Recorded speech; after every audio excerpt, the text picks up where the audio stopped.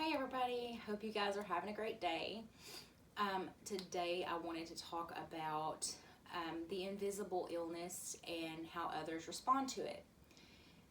I may say some things in here that may be offensive to those who are not chronically ill, and if I offend you, I apologize. It is not something meant to be offensive, but there's some things that I've ran into and that I've heard from other chronically ill people that is becoming a very big problem, at least for us, and I don't think it's fair.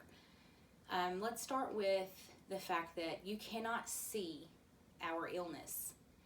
That does not mean it is not there, okay? So I don't have casts on my arms or on my legs. Does that mean they don't hurt?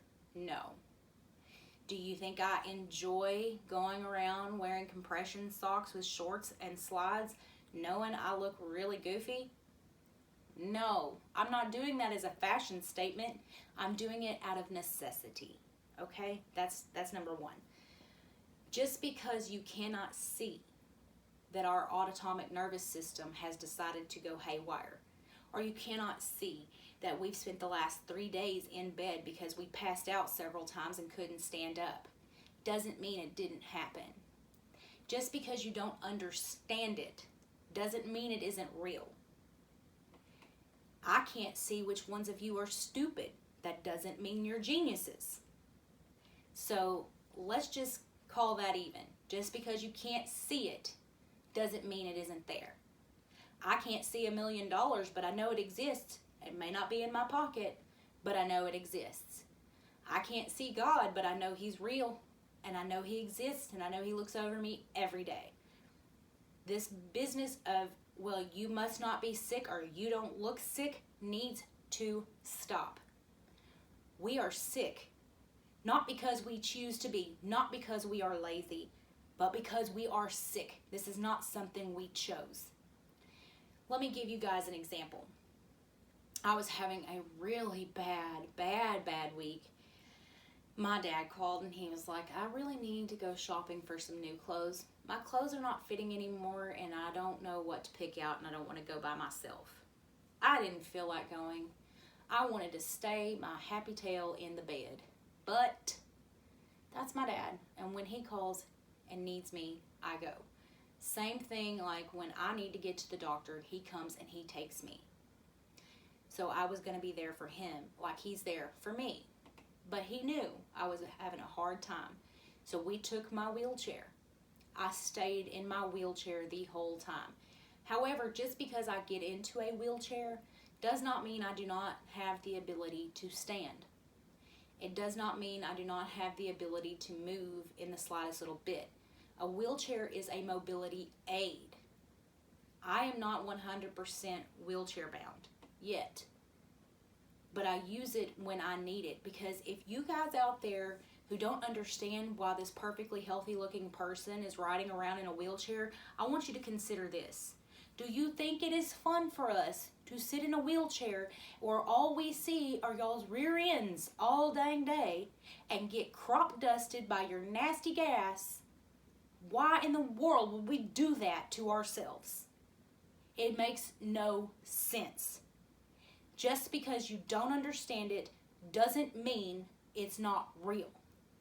And for the families of those out there struggling with chronic invisible illnesses such as POTS, EDS, MCAS, or MALS, or any of the other acronyms for something horrible, just because you don't understand it, you haven't spoken to the doctor, you haven't experienced it for yourself, does not mean it is not real.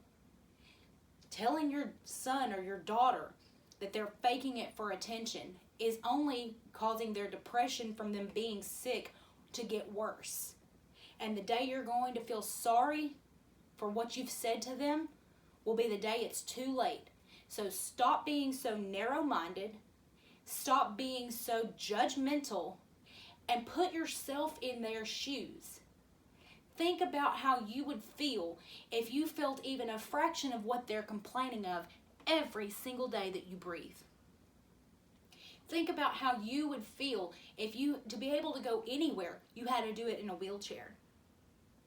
You had to be the one looking at other people's rear ends while people pass gas right in your face, with no care in the world as to whether or not you're back there. Think about those things before you open your mouth. Whether you are a stranger or you are a family member.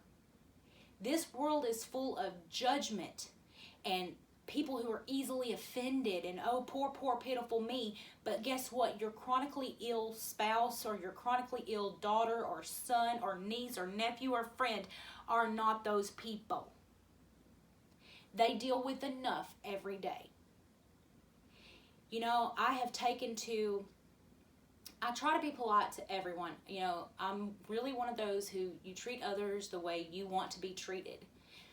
But when I hear things like I was at JCPenney with my dad and I was in my wheelchair and I had to go to the restroom. So my dad rolls me back there to where the bathroom is. But I know how tight it is in there, and I haven't really learned to maneuver my own wheelchair yet, to be honest with you, without grating my knuckles on something, catching my fingers in the spokes. I'm learning, but I'm not there yet. It was just, I know when you open that door to the bathroom at JCPenney's, there's a stall directly in front of the door. So I literally just had to take 3 steps to do that. So I left my wheelchair. Well, as the door opened for me to go in and step out of my wheelchair and walk into the bathroom, this lady opened the door and she was like, "Oh, sweetie, I'm sorry. Here, let me hold it open for you." I appreciated that. That was very nice. Until I stood up and she goes, "Oh, I thought you were actually handicapped," and shut the door. Well, I thought you were actually polite, but that ship sailed, didn't it? You don't know anything about me, just like none of you out there know anything about the people in the wheelchairs. You don't know what their story is, what their struggle is, and it's none of your damn business. But you know what? This world will be a lot better place if everybody learned to have compassion and respect for everyone, not just those who can walk consistently, but even those who are in wheelchairs, and people who are in wheelchairs who don't need to be in wheelchairs all the time, or people who have an illness and are complaining because they are hurting. You don't know them. You don't know their story. You cannot possibly fathom being in their body and feeling what they feel every day. So don't act as though you know. Don't act as though it is okay to call them a faker or an attention seeker, or to go, "Oh, well, I thought you were actually handicapped." If you can't say something nice, don't say anything at all. Keep your looks and stares and your stupid mouth comments to yourself, because it is not necessary. The only thing it does is breed hate, and there's enough of that. I'm sorry I'm on my soapbox, guys, but I got really aggravated about that because it is not fun for me. My husband took me last weekend. I like to go antiquing. I like seeing all the retro and vintage things like old metal lunch boxes and things like that you don't really see anymore, and I love doing it. It's like uncovering treasure. But a lot of those places are not meant for wheelchairs. My husband took me, and I had to have my wheelchair because it was extremely hot. I was extremely symptomatic. Standing was extremely difficult. But maneuvering, I missed half of what was there because I couldn't get to it in my wheelchair. All these places that are supposed to be wheelchair accessible. You know, guys, there's more to being wheelchair accessible than making sure your door frame is wide enough to let us in. We couldn't get through a lot of places, and that is extremely frustrating.